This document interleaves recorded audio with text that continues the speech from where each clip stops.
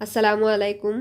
গত রবিবার বিকালে বগুড়াত রথযাত্রাত বিদ্যুৎ স্পৃষ্ট হইয়া 5 জনের প্রাণহানি হয়েছে।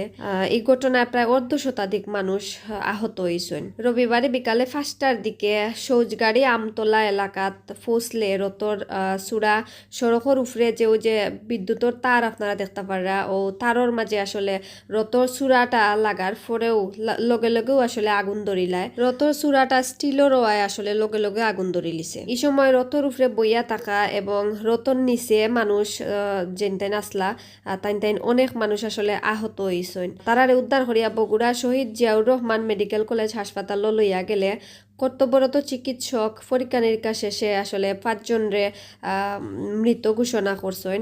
এর মাঝে বিদ্যুৎ স্পৃষ্ট হইয়া যেনতেন আহত আসলা তান্তানোর মাঝে 2 জনের অবস্থা গুরুতর হওয়ায় তান্তানরে উন্নত চিকিৎসার লাগি ঢাকাত স্থানান্তর করা হয়েছে। বগুড়া শহীদ জিয়াউর রহমান মেডিকেল কলেজ হাসপাতালের উপপরিচালক ডাক্তার আব্দুল ওয়াদুদ তাইন জানাইছেন দুর্ঘটনার পরে যেনতেন আহত অবস্থায় হাসপাতালও ভর্তি আসলা তান্তানোর মাঝে 2 জনের অবস্থা আশঙ্কাজনক হওয়ায় এখন তারারে আসলে উন্নত চিকিৎসার লাগি ঢাকা ফাটানি হয়েছে। তারার একজনরে ঢাকা মেডিকেল হাসপাতাল ফাটানি হয়েছে আর আরেকজনরে শেখ হাসিনা বার্ন ইউনিটও স্থানান্তর করা হয়েছে। বর্তমানে স্বামীজেক হাসপাতালও 28 জন রোগী চিকিৎসাধীন আছেন। এর মাঝে 22 জন নারী আর 6 জন পুরুষ।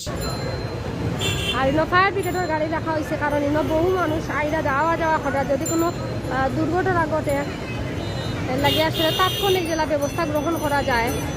কারণ দেখা গেছে দূরে থেকে তারা আইয়া ঢুকতে হইলে ও কত গাড়ির ভিড়, দূরে থেকে যদি তারা ঢুকতে চায় না ইয়া তারা ঢুকতে পারতা নাই কারণ প্রচুর মানুষের ভিড়। রথযাত্রাত 5 জনের মরদেহ সংস্কারের লাগি জেলা প্রশাসনের পক্ষ থেকে জন প্রতি 25,000 টাকা করে অনুদান দেওয়া হয়। আসলে এই টাকার পয়সা দেখিত হইতো যে তা গোটবার তো গটিও গেছে।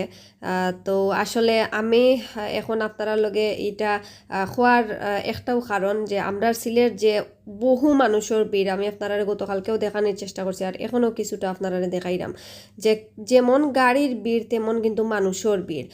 তো আসলে ইলা যদি ভিড় হইয়া থাকে তো যে কোনো দুর্ঘটনা কিন্তু ঘটতে পারে। যদিও মানে টহল পুলিশ আসেন, তারপরে ফায়ার ব্রিগেডের গাড়ি আছে, তারপরেও আমরা সাধারণ জনগণ সেফে থাকা দরকার, খুবই খেয়াল করে থাকা দরকার। এই যে ঘটনাটা ঘটছে এটা পুরাটাও অসতর্কতার কারণে ঘটছে। আমরা চাইমু যে আমরা সিলেট ইলা কোনো ঘটনা না ঘটুক, ওটাও আমরা চাই। এর লাগেও মূলত আমার এই ভিডিওটা তৈরি করা আপনার লাগে। আশা করবো আপনারা প্রচারের লাগে ভিডিওটা শেয়ার করিয়া দিবা। সব ভালো থাকবা, সুস্থ থাকবা। আসসালামু আলাইকুম, আল্লাহ হাফেজ।